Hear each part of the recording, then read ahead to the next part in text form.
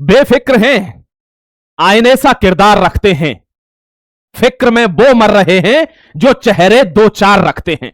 Hello नमस्कार, जय हिंद, वंदे मातरम। स्वागत करता हूं आपका आप जीतेंगे पर। एफसीआरए का बहुत कमेंट आया कि सर एफसीआरए का क्या हुआ क्या नहीं हुआ। एक एक कड़ी को आपके सामने पायल की तरह बजाएंगे कि एफसीआरए का क्या हुआ। दरअसल एफसीआरए को बहुत हल्के में लिया जा रहा है और यह सबसे बड़ा कानून है जो देश के लिए जरूरी है पास होना।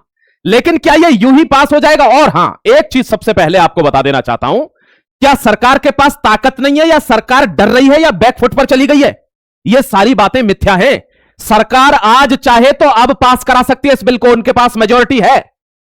लेकिन सरकार ऐसा कोई काम नहीं करना चाहती कि कल को साफ काम करने पर भी छाती पीटकर रोड पर रोने वाले कोई बड़ा दंगा ना करे, क्योंकि इनका तो कुछ नहीं बिगड़ेगा। विदेशी लालची भेड़ियों के साथ मिलकर सत्ता के लालच में ये कुछ भी कर रहे हैं, लेकिन इससे देश की छवि खराब होती है, इससे भारतवर्ष नीचे झुकता है। तो जानबूझकर आप देख रहे होंगे, ऐसी बात नहीं है कि एक्शन नहीं लिया जा सकता। अगर झारखंड जैसे विधानसभा के ऊपर इतना बड़ा एक्शन लिया जा सकता है, वाटर कैनन, आंसू गोले और ये सब लाठीचार्ज, तो पार्लियामेंट तो बहुत बड़ी बात हो गई। लेकिन फिर भी अब आपको एफसीआरए, देखिए रुझान आना शुरू हो गया है एफसीआरए के। प्रियंका गांधी ने तो टाल ठोक दी है कि सबसे पहले यह कह रहे थे कि इस बिल में संशोधन करिए, फिर उसके बाद कहा कि इसको जेपीसी भेजिए, उसके बाद अब प्रियंका गांधी को लगा कि यार ये तो जेपीसी के लिए भी राजी हो गए, तो अब कह रहे हैं कि यह बिल पूरी तरीके से वापस लेना होगा। अब आपको समझाता हूं, धागे ध्यान रखना। ये मुख्यमंत्री हैं नागालैंड के। भाई आर्टिकल बहुत जबरदस्त है और आपके देश प्रेम के लिए है, क्योंकि जो असली देशवासी है उसको इस आर्टिकल से बहुत लेना देना है। तो इन्होंने यह कहा है कि Nagaland CM writes to home minister urges greater parliament scrutiny on FCRA. मैं आपको सबसे पहले एक मतलब समझाऊंगा कि यह बिल जेपीसी में चला गया है, सम्मति बन गई है कि जेपीसी में भेजिए। तो क्या जेपीसी में जाने का मतलब यह है कि बिल खत्म हो गया या बर्बाद हो गया, अब नहीं आएगा, या अभी आएगा? अभी समझ जाएंगे, टेंशन मत लेना। FCRA amendment bill, centre seeks consensus on JPC as opposition churches group raise concern. बहुत एनजीओ, बहुत सारे चर्च, अलग अलग विभिन्न प्रकार के ग्रुपों ने यह कंसर्न उठा दिया कि एफसीआरए पास नहीं होना चाहिए, इसमें संशोधन की आवश्यकता है। अब अगर एफसीआरए ऐसे में पास करा दीजिए, क्योंकि आपके पास तो बहुमत है, तुरंत पास हो जाएगा, लेकिन यह कसक रह जाएगी और यह मुद्दा बनाकर इसी पर रोएंगे अगले 2 साल कि देखिए तानाशाही हो रही है, यह पास हो गया। और जेपीसी में जाने का मतलब क्या है वो मैं आपको समझा दूंगा। इस आदमी को लेटर लिखा हुआ है नागालैंड, लेकिन सिर्फ बात नागालैंड की नहीं है, यह हर एक आदमी की बात है। सबूत लेकर आया हूं, दिखाऊंगा, एक एक करके देखते रहिएगा। देखिए, किरण रिजिजू ने कहा है कि भारत कोई बनाना रिपब्लिक नहीं है कि यहां पर पैसा कोई कहीं से भी मंगाएगा, कुछ भी आएगा और किसी भी काम में खर्च करेगा, सरकार तंबाकू मीड़ती रहेगी। बात तो सही कही है, पार्लियामेंट्री अफेयर्स मिनिस्टर है भाई। उसके बाद लेकिन प्रियंका वाड्रा जी कहती हैं कि कोई जेपीसी नहीं, हम नहीं मानते जेपीसी को, हम चाहते हैं डायरेक्ट कंप्लीटली विड्रॉल करिए, एफसीआरए बिल को खत्म करिए। क्यों? इतने लंबे समय से सत्ता से बाहर हो, पैसा की जरूरत पड़ रही है क्या जो कंप्लीटली विड्रॉल करना है? और जो होम मिनिस्टर है वो चिल्ला चिल्ला कर, जो जॉइंट पार्लियामेंट्री अफेयर्स के लोग हैं वो चिल्ला चिल्ला कर, सरकार चिल्ला चिल्ला कर बोल रही है कि FCRA amendment bill minority institution को टारगेट नहीं करता, यह आपकी फंडिंग नहीं रोकेगा, यह सिर्फ रेगुलेशन लाएगा कि पैसे आप धुआंधार लीजिए, कोई इशू नहीं है। लेकिन उस पैसे को आप लगा कहां रहे हो, कहां से ले रहे हो, कहां जा रहा है, किस काम में खर्च हुआ है, यह तो सरकार पूछेगी। कि बस अरे हमारे तो इस्माइल भाई के जो है सऊदी में रिलेशन है, उन्हीं के अकाउंट में मंगवा लेते हैं हम तो पैसा, इसमें सरकार क्यों दखलंदाजी कर रही है? तो वो पैसा बांट दो ना, बरेली में करवा दो ना एक बार दंगा, ये सब में यूज होता है ये पैसा, वरना ये भीड़ ऐसे ही इकट्ठी नहीं होती। देखिए, इनसे पूछा गया कि अब तो जेपीसी में बिल चला गया, अब तो आप खुश हो, तो मना कर देते कि नहीं, कंप्लीटली विड्रॉल होना चाहिए। जेपीसी का क्या सेंस है दोस्तों? जेपीसी में पहले भी बहुत बिल गए हैं। जेपीसी का मतलब है ज्वाइंट पार्लियामेंट्री कमेटी। इसका मतलब है कि इस बिल पर अब और अच्छे से बात होगी, दोनों सदनों में बात होगी, ज्वाइंट पार्लियामेंट्री कमेटी बैठेगी, सारे सांसद इस पर बात करेंगे, पक्ष के विपक्ष के, और जो भी कुछ होगा इसमें संशोधन हो ना हो, लेकिन बात जरूर करेंगे, क्योंकि अगर इसमें कोई संशोधन करते भी हैं तो वो पार्लियामेंट के पास पावर है, जरूरी नहीं है वो अमेंडमेंट आपका माना जाएगा। लेकिन हां, इस पर आपको बहस करने के लिए मौका मिल जाएगा, इस पर आपको मुद्दे को रखने के लिए मौका मिल जाएगा कि इसमें गलत क्या है, आप ये बताइए। ये जेपीसी में चला गया है। अब प्रॉब्लम यह है कि मानसून सेशन को चलने ही नहीं दे रहे हैं। अब चलने देंगे तो कोई ना कोई बिल पास होगा, चाहे वो विमेन एम्पावरमेंट का बिल हो, चाहे वो डिलिमिटेशन का बिल हो, चाहे वो एफसीआरए का बिल हो, चाहे वो यूपीआई पेमेंट का बिल हो, चाहे वो नए नोट। मेरे प्यारे भाई, अब मैं आपको बताऊंगा, बहुत ध्यान से समझना, इस कहानी को जोड़ेंगे, ये जियोपॉलिटिक्स है, और इसको कैसे जोड़ेंगे ये आपको बताऊंगा। आप खुद समझ जाएंगे कि सर तार न जाने कहां से घूम के कहां जुड़ते हैं। यही तो हमको पता रहनी चाहिए, जिससे हम घर में बैठे लोगों को पहचान सकें। बाहर वाले से तो कोई भी लड़ लेता है प्यारे भाई। देखिए प्रॉब्लम क्या हो रही है भारत में कि नक्सल खत्म हो चुका है। ये ब्लैक कोबरा कमांडोज ने नक्सल की धज्जियां उड़ा दी हैं। नक्सल को सबसे ज्यादा पैसा जाता था, 95 करोड़ रुपए अभी निकले बेंगलोर से। अमेरिका के यहां एटीएम बने हुए थे और उन एटीएम से संतोष कुमार नाम से जगह जगह से पैसा निकला है नक्सल को प्रमोट करने के लिए कि एक नक्सल को खत्म करना चाहते हैं, कर दो तबाही। लेकिन उसके बावजूद भारतीय जवानों ने नक्सल को समाप्त कर दिया है। सबसे बड़ा दुख कि अब हम ट्राइबल के ऊपर आंदोलन कैसे करेंगे। अब वो नक्सल हमारे लिए बम कैसे फाड़ेंगे जिनके ऊपर हम आंदोलन करते थे कि आदिवासियों की जिंदगी खराब कर दी। इन्होंने आदिवासियों को आगे बढ़ने ही नहीं दिया कभी जीवन में। प्रॉब्लम यह है ना, देश के खिलाफ जो खड़ा हो जाता है वहां दिक्कत आती है। आप अपनी राजनीतिक सत्ता सेकिए, रोटी सेकिए, पैसा कमाइए, लूटिए, खसोटिए, क्या फर्क पड़ता है। लेकिन आप तो देश से सौदा करने लगते हैं, तब दिक्कत है। यहां देखिए, आप जानते हैं फेक करेंसी खत्म हो चुकी है और जो बनाने की प्रैक्टिस चल रही है पाकिस्तान के अंदर इन्फिल्ट्रेशन करने के लिए, उसके लिए नए पॉलीमर नोट आने वाले हैं। मैं अभी आपको धागा खोलूंगा पॉलीमर नोट्स का भी। लेकिन दोस्तों, पाकिस्तान की यह स्थिति हो चुकी है, यह भारत में आ रहा है। यह खैबर पख्तूनख्वा गया, बलूचिस्तान आजाद हो गया, भारत ने रिकॉग्नाइज कर दिया। यह सिंध प्रांत अलग हो जाएगा, यह बच रहा है केवल। और यहीं के लोग शासन करते हैं किस पर? पाकिस्तान पर। यहां अंतरकलह होने वाली है, प्रॉब्लम समझ के चलना। अब लेकिन दिक्कत यह है, देखिए ना, हमने ही तो जिताया है तमिलनाडु में, हमने ही तो जिताया है जोसेफ विजय को। यह वही है जो उदयनिधि के कहने पर कि सनातन को एरेडिकेट करना है, ताली बजा दी थी इसने। और मेरे प्यारे भाई, आज इसने वंदे मातरम के खिलाफ एक नया मुहिम छेड़ दिया और यह पास भी हो गया सर्वसम्मति से इसकी विधानसभा में। क्या कि वंदे मातरम, राष्ट्रगान, ये सब बाद की चीजें हैं। हम पहले तमिल हैं। आप देखिए, देश को तोड़ना है अगर बाहर की ताकतों को, तो वो किसी भी कीमत पर तोड़ेगा, फिर चाहे उसको जो पैतरा मिले। मेरे प्यारे भाई, आप समझिए, अगर कोई राज्य, क्योंकि India is a union of states, ध्यान रखना, इसको यह संविधान में लिखा हुआ है, तो कोई भी राज्य अपने आप में इतना पावरफुल नहीं है जो भारत के राष्ट्रीयता से ऊपर चला जाएगा। लेकिन देखिए इसने क्या कहा है कि सबसे पहले हम तमिल हैं, बाद में कुछ है। ऐसे तो फिर यहां मथुरा वृंदावन के लोग कहते हैं कि सबसे पहले हम ब्रजवासी हैं, बाद में कुछ है। ऐसे तो उत्तराखंड के लोग कहते हैं कि सबसे पहले हम गढ़वाली हैं, बाद में कुछ है। समझना प्यारे भाई, ऐसे ही तो टूटते हैं देश। तो ये क्या है कि सबसे पहले वंदे मातरम नहीं गवेगा, राष्ट्रगान नहीं गवेगा, राष्ट्रगान गीत नहीं गाया जाएगा, सबसे पहले गाया जाएगा स्टेट नेशनल एंथम।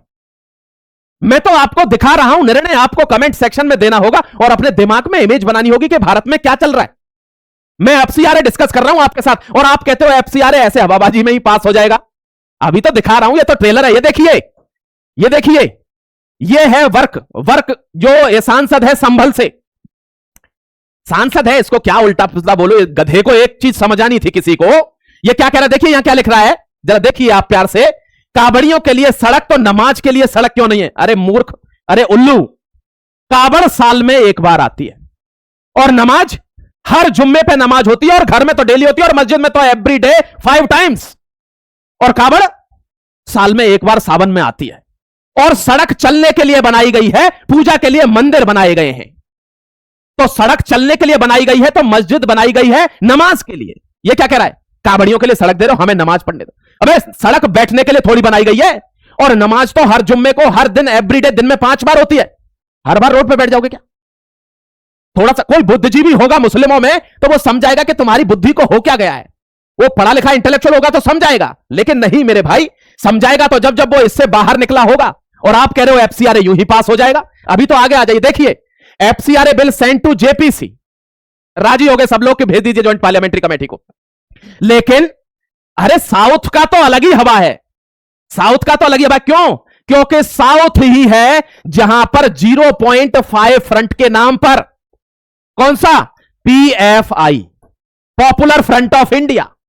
मेरे दोस्त, ये वो अजगर है जिसने साउथ इंडिया को कई दशकों तक लपेटे रखा, कई सालों तक अपने लपेटे में लपेटे रखा। वो तो इसको बैन ना करें तो ये खा जाता। क्यों? क्योंकि इसने संविधान बनाया हुआ है कि 2047 में कुछ लोग इंतजार कर रहे हैं, भारत डेवलप्ड होगा और हम साउथ इंडिया को कट कर देंगे इंडिया से, मेनलैंड से।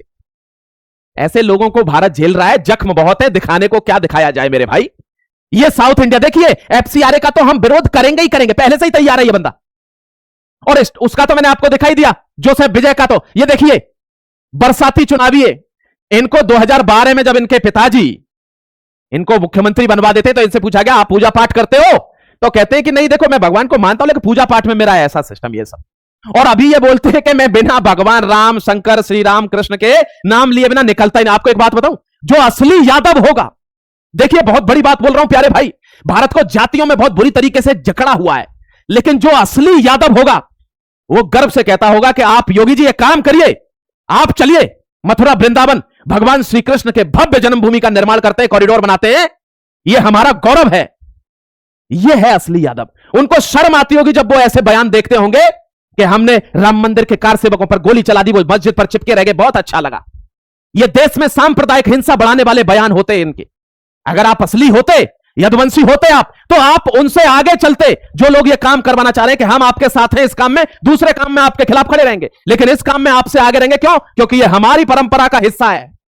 लेकिन परंपरा कहां गई यहां पर? यहां तो उस कुर्सी का हिस्सा है जिसको लालच से लार टपक रही है। अब देखिए, अब जो आजकल नए नए मेढक उखड़े हैं, जो नई नई कोचिंगें खुल रही हैं, पढ़ाना चाहते हैं, ना जाने क्या करना चाहते हैं, उन सबको एक ही झटके में साफ कर दिया है योगी आदित्यनाथ साहब ने। क्यों?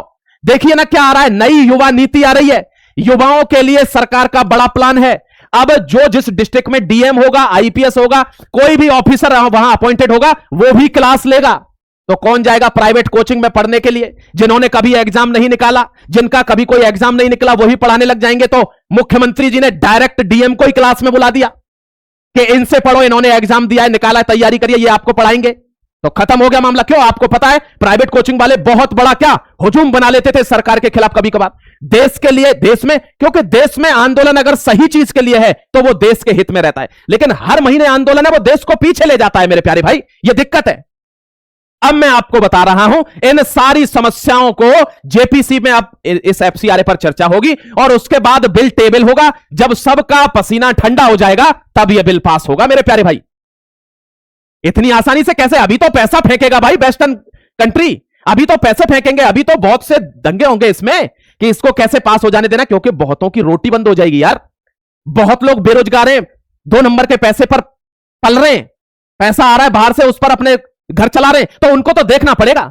अच्छा, एक मैं ओपिनियन आपसे लूंगा, कमेंट में बताना है आपको यह बात। आपको पता है सरकार नए प्लास्टिक नोट्स ला रही है, यानी पॉलीमर करेंसी लाने वाली है।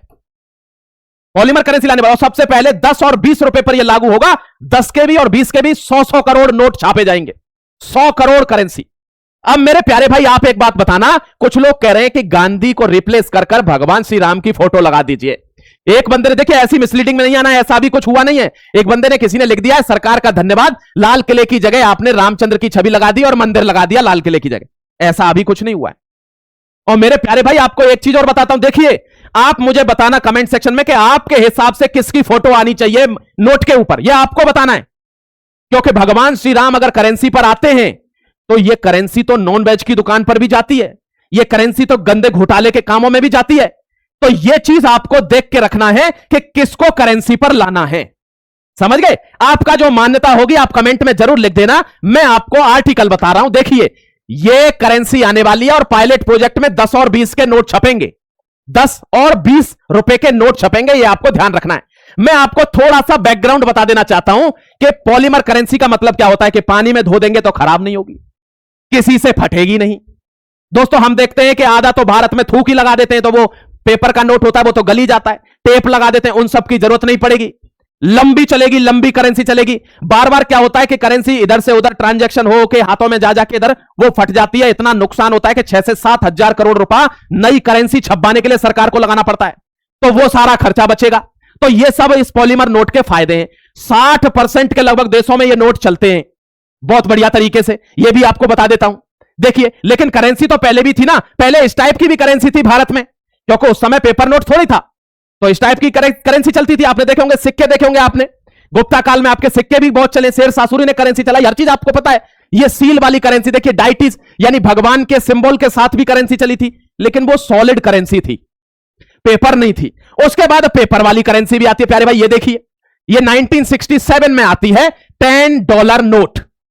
समझ गए प्यारे दोस्त। और ये ऑस्ट्रेलिया में आती है, ये भी आप ध्यान रखना। लेकिन भारत की अगर बात करूंगा तो 1934 का आपने वो एक्ट सुना होगा जो जिसमें से लगभग संविधान ले लिया गया है। अब प्रॉब्लम क्या है कि आरबीआई एक्सप्लोर करना चाह रही है प्लास्टिक करेंसी, कि हम लोग भी पुराने नोटों से परेशान हो गए, तो बार बार ऐसे गिनते हैं, वो नोट पुराने हो जाते हैं, फट जाते हैं, फिर दोबारा प्रिंट करने पड़ते हैं, प्लास्टिक करेंसी चलाते हैं। ऐसा नहीं है कि ये पहली बार हो रहा, 2012 में ये ट्राई किया गया था, लेकिन ये फेल हो गया था, क्योंकि वे नोट ऐसे बनाए गए थे कि वे उनके नकली बन गए उनसे आने से पहले, तो वो बंद हो गए वहीं। तो पाकिस्तान जैसा नीच देश कभी दूसरी करेंसी लोकल ना बना पाए, इसलिए भी ये हो रहा है, ध्यान रखिएगा प्यारे भाई। अब देखिए, पहले तो मैंने आपको बताया हमारे यहां पे देखिए, Carlos state, Indore state, Hyderabad state, Bhagalpur state, Jaipur state, Hanuman ji coin, ये अलग अलग टाइप के कौन भारत में चलते थे। लेकिन फिर टोटल पेपर करेंसी आ गई प्यारे भाई। आप इसको भी देखिए, ये जो रेड रेड हो रहा है ना, जैसे Australia, Canada, UK, New Zealand, Romania, Singapore, सब जगह यही पॉलीमर करेंसी चलती है, प्लास्टिक करेंसी चलती है। यानी पानी में गिर जाए, आपके पेंट में धुल जाए, आपने थूक लगा दिया, वो सबसे इस पर फर्क नहीं पड़ेगा, समझ गए। लंबी चलेगी ये करेंसी। और ये रेड रेड जो रखा है, इतने देशों में ये चल रहे हैं नोट। ये देखिए, ये क्या है, ये कनेडियन डॉलर है। ये देखिए मेरे प्यारे भाई, ये यूके का यूरो है। ये देखिए सिंगापुरी डॉलर है, समझ गए। तो ये तीनों की अलग अलग करेंसी, ये सब पेपर करेंसी दिखा रहा हूं मैं आपको। अब हमारे पे आते हैं, हमारे पे 10 रुपए पर यह लागू की जाएगी करेंसी। 1540, 1545, 16वीं सेंचुरी में शेर शाह ने पहले पेपर का नोट चला दिया था। लेकिन अब यह मॉडर्न हो गया ना, अब हम आ रहे हैं तो reserve bank of India act of 1934, इसमें गांधी जी की सीरीज चलाई गई। और गांधी जी की सीरीज कई बार अलग अलग होती चली गई, जैसे इसमें बैठे हैं, इसमें साइड में देख रहे हैं, ये गांधी जी की सीरीज चली थी। अब सरकार ने डिमोनेटाइजेशन फिर सोचा है। एक तो हुआ ही था 8 नवंबर को, आपने देखा होगा, लेकिन उससे पहले भी हुआ है क्या? हां, देखिए ना, 1946 में एक बार यही हुआ था नोटबंदी, और उस समय 1000 और 10,000 करेंसी के नोट बंद किए गए थे। उसके बाद दोबारा 1978 में जनता पार्टी आती है, मोरारजी देसाई, उस समय भी डिमोनेटाइजेशन किया गया, 5000 और 10,000 के नोट बंद किए गए, क्योंकि घोटाला बड़े पैमाने पर हो रहा था, 10,000 के नोटों की गड्डियां रख ली थी।